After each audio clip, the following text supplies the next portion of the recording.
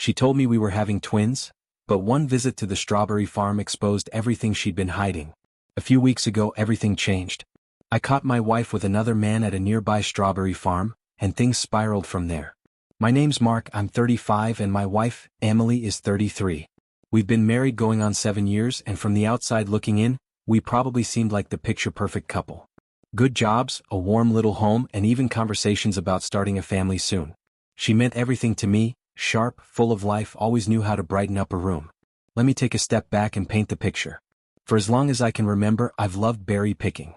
Every year when strawberry season rolled around, I'd head out to the farms on the weekends. It was my little tradition, something peaceful that gave me a break from the chaos of daily life. Emily never really had the same passion for it, but she'd come along now and then. Said she liked being outdoors, especially when the weather was nice. But this year felt different. Work had been overwhelming for me lately, and I found myself skipping my usual farm weekends just to catch up. Then out of nowhere, Emily started going to the strawberry farms by herself. At first I thought it was sweet. She'd walk through the door with a full basket and a proud little grin saying, "Look what I picked today." I honestly thought it was kind of touching that she'd embraced something I loved, even if I couldn't always be there with her. Still, there were a couple of weekends where she came back almost glowing. Her mood was unusually upbeat. Nothing wrong with being happy, of course, but sometimes you just sense something's off, even if you can't explain it. That's where I was, trying to convince myself not to jump to conclusions. Then came a weekend where I finally managed to carve out some time. I asked her if she wanted to go berry picking together like we used to.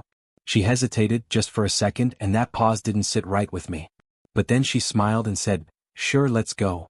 It'll be fun." So we packed up and hit the road that Saturday morning, just the two of us. The drive felt good, music playing, small talk flowing, and for a moment it almost felt like we'd found our rhythm again. When we got to the farm, the place was beautiful. Rows of strawberries stretched out under the sun, kids running around with their baskets, laughter in the air. We parked, grabbed a couple of baskets and headed out into the fields like old times. At first, everything felt normal. We were joking around, trying to outdo each other on who could find the biggest berry. She laughed at my dumb jokes and I laughed back, just happy to be with her. But then I started noticing her attention drifting. Every now and then, she'd sneak a glance at her phone or look around like she was expecting someone. It wasn't obvious, but it was there. I asked, trying to keep my tone light, "You all right?"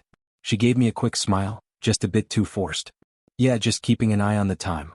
Didn't want to be out here all day." I let it go, thinking maybe she had something planned later. We kept picking and she kept slipping her phone back in her pocket every few minutes.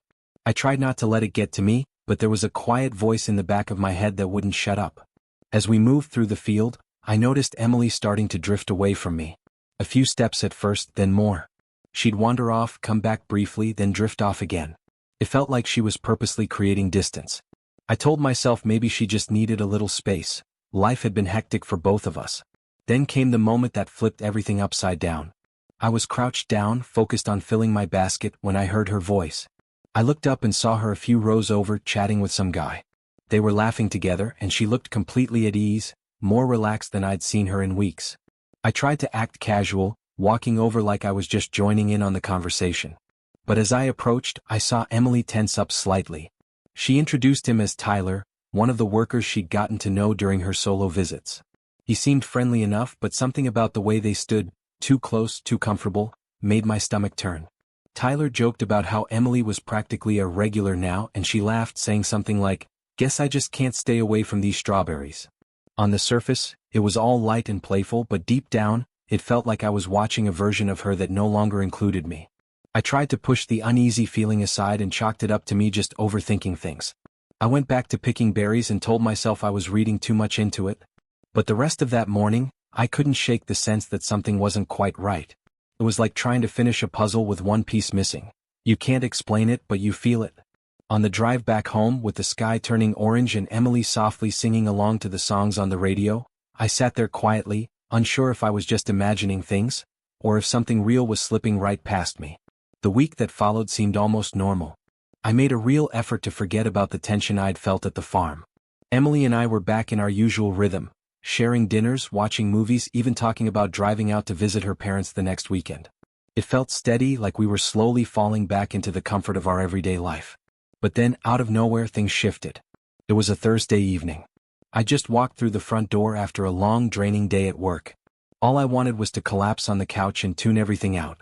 But as I stepped inside, I saw Emily sitting in the living room waiting for me.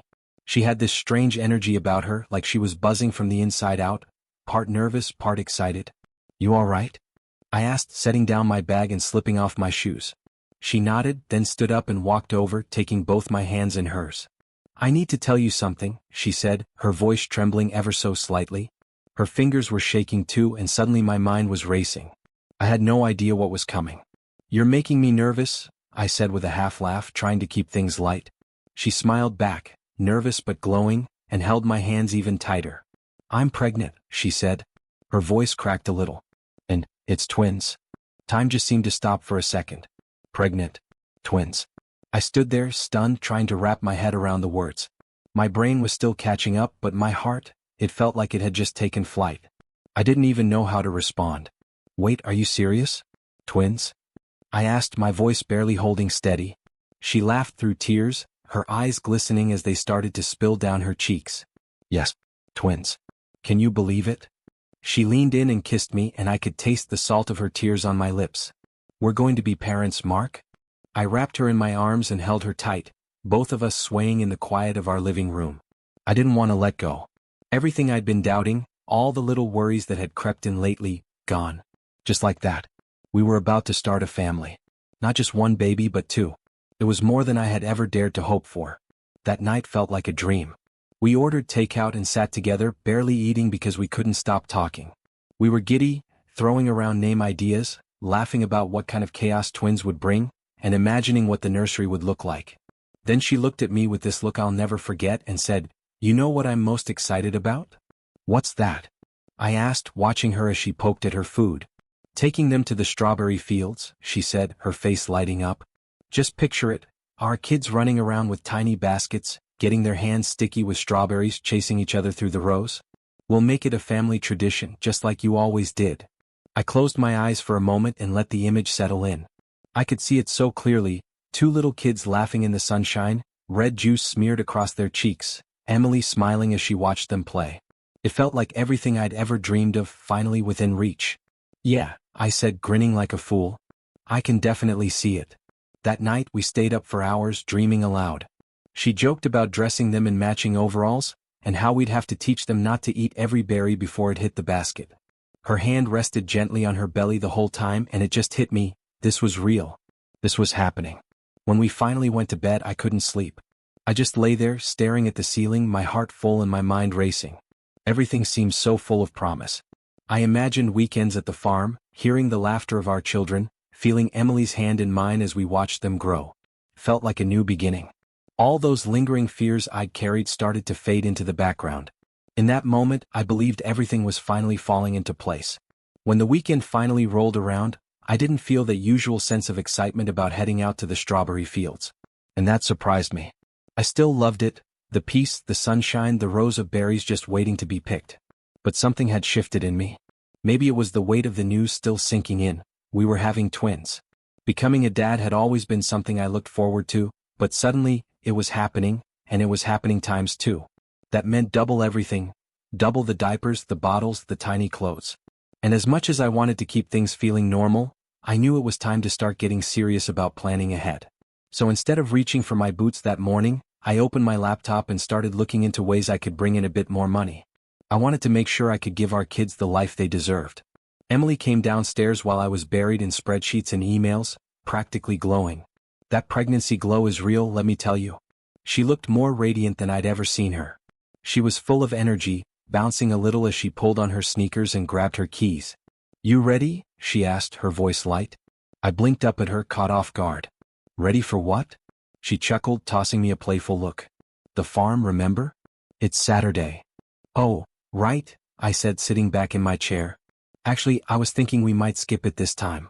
I've got some stuff I need to get done, just trying to get ahead a little, with the twins coming and all." I figured I'd start lining things up. I expected her to look a little let down. Maybe even try to talk me into going anyway. But instead, her face lit up even more. "That's totally fine. I'll just head out on my own," she said with a cheerful shrug. "Honestly, I've had this crazy burst of energy lately. I think it's the babies giving me a little boost." She smiled and rested her hand on her belly in that instinctive, gentle way she'd started doing lately. "You sure you don't mind?" I asked. "I mean, if you want to wait, I can finish this up and we can still go later." But she was already halfway to the door.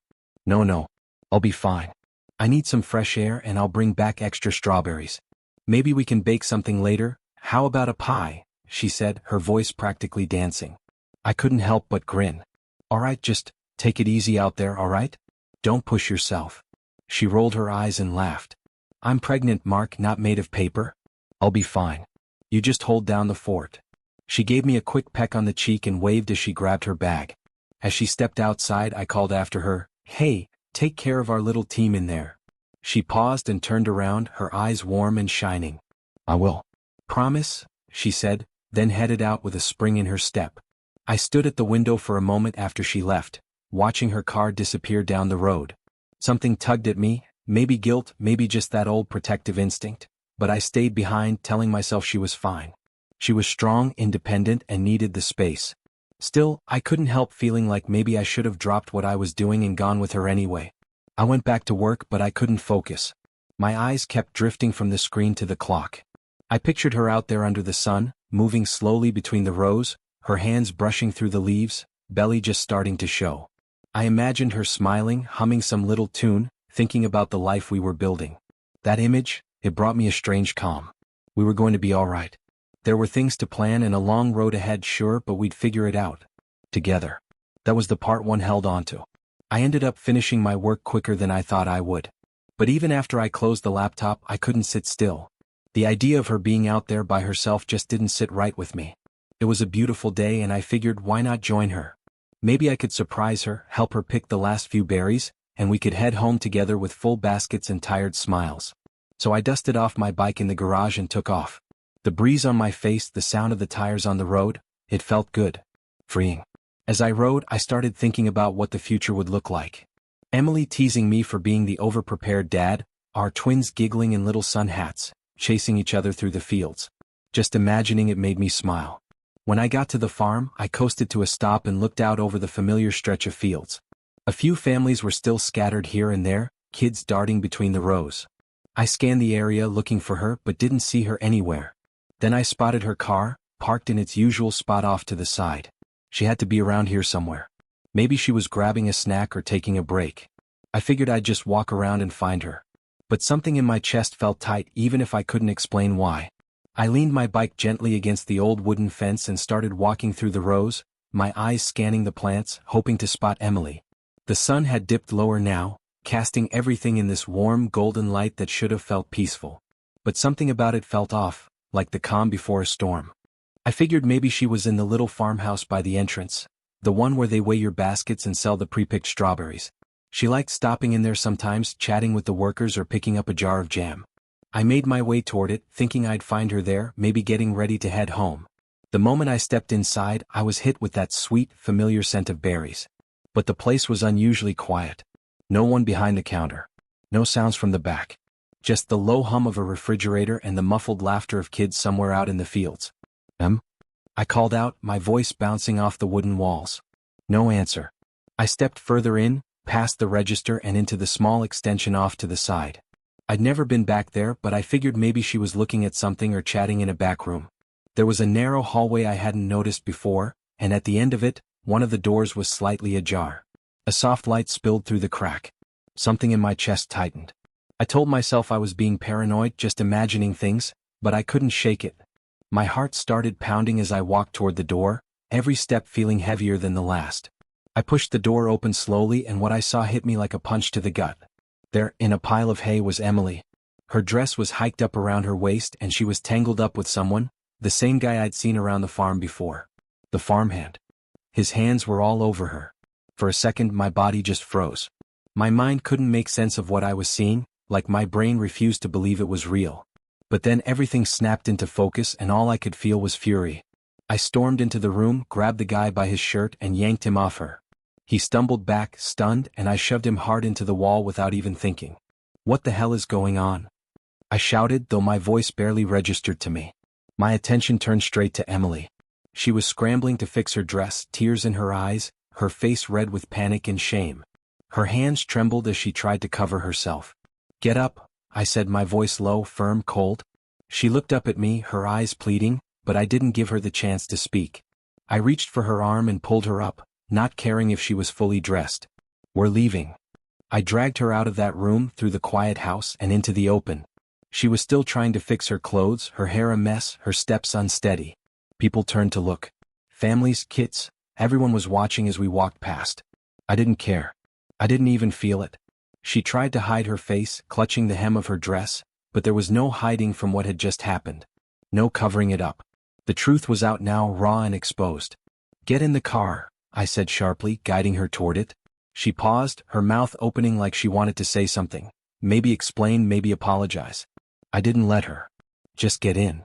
She did, quietly, tears streaming down her cheeks. I walked back, grabbed my bike and awkwardly shoved it into the back seat, still feeling the eyes of strangers on me. I didn't meet a single gaze. I just wanted to leave.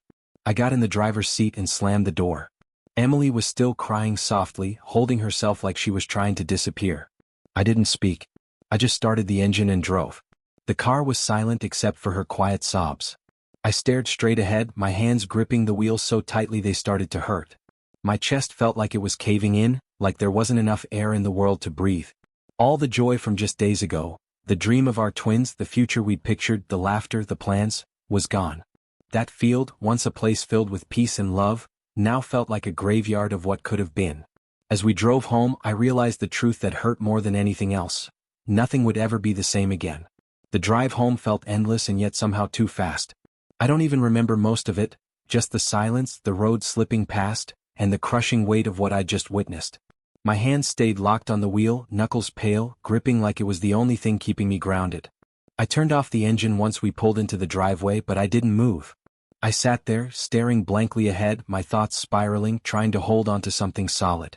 Emily sat beside me, sobbing softly, but I couldn't even bring myself to look at her. I couldn't, not yet. Once we stepped inside the house, the dam I'd been holding back all the way home finally burst. I slammed the door hard enough to rattle the walls. "What was that, Emily?" I shouted, my voice echoing through the house, louder and sharper than I'd ever heard myself. "How long has this been happening?" She stood there, shaken, still trying to compose herself. Her makeup was smeared, her eyes red and glassy. "It's not what you think, Mark," she said, her voice trembling. "It was a mistake. I didn't mean. A mistake." I cut her off, practically laughing at the word. Forgetting an anniversary is a mistake. Leaving the oven on is a mistake. What I saw back there. I shook my head. That was a choice. I started pacing, my mind racing. I couldn't stop the flood of thoughts, the images, the betrayal twisting inside me. And then, the one question that had been clawing at the back of my throat finally forced its way out. "The twins?" I said, barely recognizing my own voice. "Are they even mine, Emily? Or are they his?" She gasped like I'd slapped her, stumbling a step forward with her hands out, pleading. "Mark, no. They're yours. I promise you they're yours." I stepped back, away from her, shaking my head. "How can I believe that? How can I believe anything you've said?" My chest ached, the weight of it almost unbearable. "You've been sneaking around, lying to my face. What else have you hidden from me?" Her voice cracked. "Please, you have to trust me." "I don't have to do anything," I said, my tone like ice. "But I'll tell you what we are doing. Tomorrow morning we're going to the hospital. We're getting a DNA test. I don't care what it costs, I want the truth and I want it now." Emily's face went pale, and for a moment I thought she might argue. But instead, she nodded slowly, wiping her tears away with the back of her sleeve. "Okay," she whispered. "We'll go." I didn't sleep that night. I just lay there on my back, staring at the ceiling, while she cried quietly on the other side of the bed. Every time I closed my eyes, I saw her in that room with him. But hey, her dress. The look on her face. My stomach twisted with anger and sadness and something I couldn't even name. I didn't know what to feel anymore. The next morning, I was up before the sky even started to change color. I got dressed without saying a word and told Emily to get ready. We drove to the hospital in complete silence. No music. No conversation. Just the sound of the road and our breathing. At the front desk, I barely waited for the receptionist to speak. "I need a paternity test," I said firmly. "As soon as possible.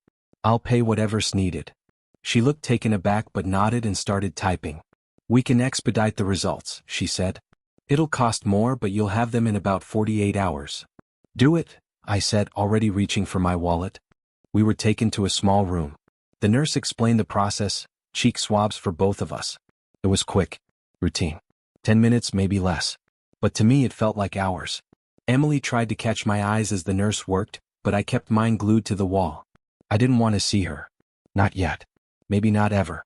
When we walked back out into the parking lot, a strange mix of emotions washed over me, relief that we'd done it, but dread at what the results might bring.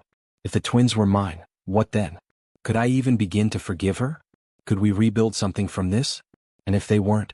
I didn't let myself finish the thought. The drive home was no different than the one there. Silent. Cold.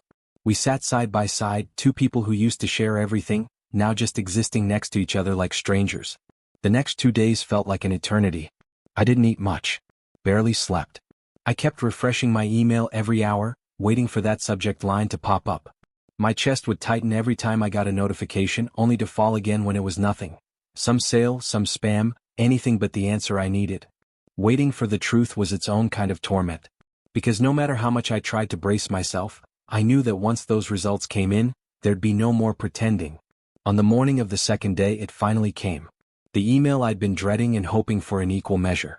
The subject line was simple, clinical even, but I knew exactly what it was.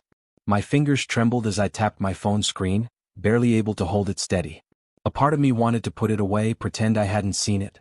But I couldn't run from this. Not now. I took a long breath, steadied my hand, and opened the message. It didn't take long to find the line that mattered. I didn't have to scroll or decode anything. The words jumped out at me like a slap in the face. Probability of paternity, 0%. I stared at it, trying to make it say something else. Anything else. But there it was, clear, unchanging. I read it again. And again. But no matter how many times I blinked, it didn't rewrite itself. The twins weren't mine. The room went still. I couldn't hear the clock ticking, couldn't feel the weight of the phone in my hand. Just a heavy, sick feeling in my gut, like something inside me had snapped clean in two. All those conversations about baby names, tiny overalls, family trips to the berry fields, they were lies. All of it. A story I'd believed in, a life I'd started to build around something that never belonged to me. After what felt like forever, something inside me shifted. I stood up, calm in a way that scared even me.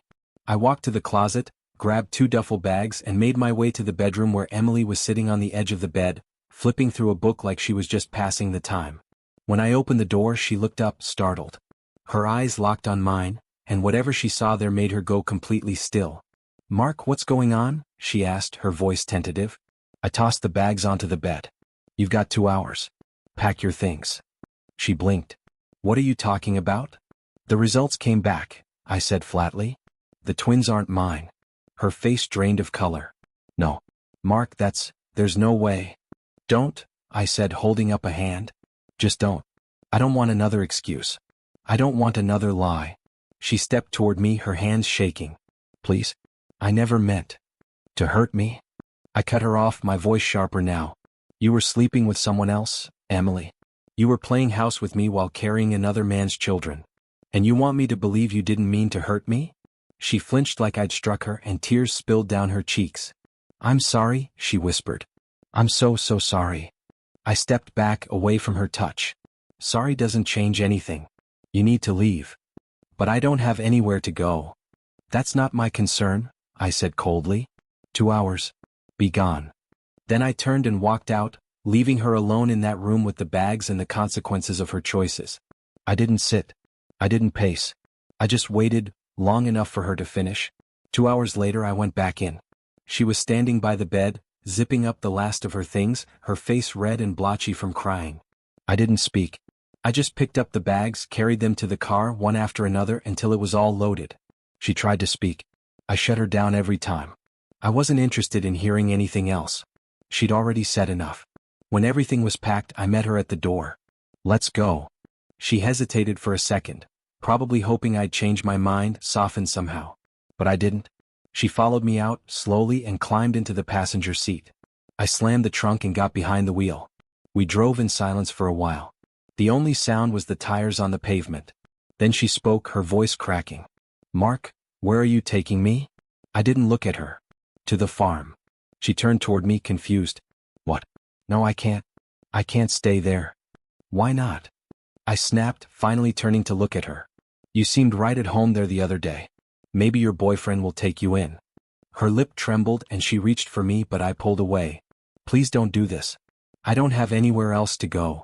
Not my problem, I said flat. You chose your path, Emily. You just didn't expect to get caught. I pressed harder on the gas, my hands rigid on the wheel. You made a choice. Now you live with it. She started crying again, but I didn't let it get to me. I'd heard enough of her tears, listened to too many of her apologies. The more she spoke, the tighter that knot in my stomach twisted. Her voice just made it worse, like every word was a reminder of how badly she'd betrayed me. I wasn't there for another scene. I was there to be done with it. Done with her. As the farm came into view, its wide fields bathed in the soft light of late afternoon, I felt a strange stillness settle over me. It looked the same as it always had, quiet, almost peaceful, but that peace didn't reach me anymore. I pulled the car into the usual spot near the entrance, the same one where we used to park when we came together. I shifted into park and stared straight ahead. Get out, I said, my voice low but firm. She didn't move. Just sat there, clutching her bag like it might protect her from what was happening. I said, get out, Emily. She looked at me, eyes wet and full of disbelief. Please, she whispered, don't leave me here. For half a second, something flickered in me, regret, maybe, or just the ghost of what we used to be. But then I remembered the test results. Remembered the truth. And it steeled me all over again. I already have, I said, my voice flat. Now get out. She sat there for another breath, maybe hoping I'd change my mind. But when I didn't, she slowly opened the door and stepped out, her shoulders hunched, her movements hesitant. I got out too, walked to the back and started unloading her bags, setting them on the dusty ground one after another. Mark, she tried to say. I don't want to hear it, I snapped, slamming the trunk shut. This is your life now. Figure it out. I climbed back into the car and started the engine.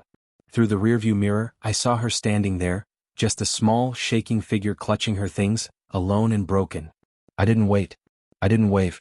I drove off, leaving her behind in the dust. The next morning, I did the only thing left to do. I drove straight to my lawyer's office and filed the paperwork. No dragging it out, no back and forth.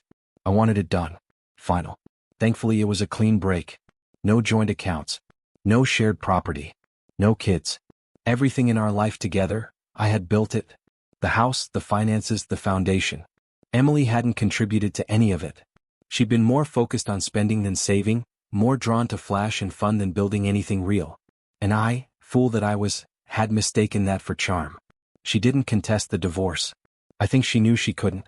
She had nothing to fight for and no ground to stand on. The process moved fast and before long it was done. Over. She was gone and everything I'd built was still mine. I didn't let myself wonder too often where she was or how she was coping. I'd made it clear she was out of my life. But late at night, when the world got quiet, I'd sometimes picture her back at that farm. Alone. Pregnant. Trying to adjust to a reality that didn't care about high heels or bottomless mimosas. She'd have to work now. For the first time in her life, she'd have to really work. Those twins weren't going to raise themselves. Gone were the nights out, the spa days, the comfortable cushion of my paycheck. She traded all of that for a bed of hay and a future built on someone else's promises. I couldn't imagine her lugging crates or standing out in the sun, trying to keep up with the pace of real labor. But that was her life now. That was the price of what she'd done. I didn't feel good about it. I didn't celebrate her pain. But I did feel something close to peace, closure maybe. A sense that justice in its quiet way had found its mark. She'd spent her life gliding from moment to moment, never looking beyond the next thrill. But now there was nowhere to glide. No safety net. No one left to carry the weight for her. She had burned every bridge, including mine. And those children, those twins, still drifted in my thoughts sometimes. They weren't mine, not by blood, but they didn't ask to be born into this. They didn't choose the chaos or the pain. I hoped, for their sake, she found a way to step up. To be the mother they needed. I didn't know if she had it in her. But I knew she didn't have a choice anymore. As for me, I started over. The house was quiet. The rooms still carried echoes of what we were, but I filled them with something new. Peace. Routine. Clarity. I could breathe again. The anxiety, the doubt, the constant fear of what was happening behind my back, gone. In its place was space to heal. To rebuild. I was alone, sure. But I wasn't broken. Not anymore. And for the first time in a long time, I wasn't living in someone else's shadow. I was walking my own path. Honest, simple, real. Whatever lay ahead, at least now I knew, I'd be facing it with both eyes open.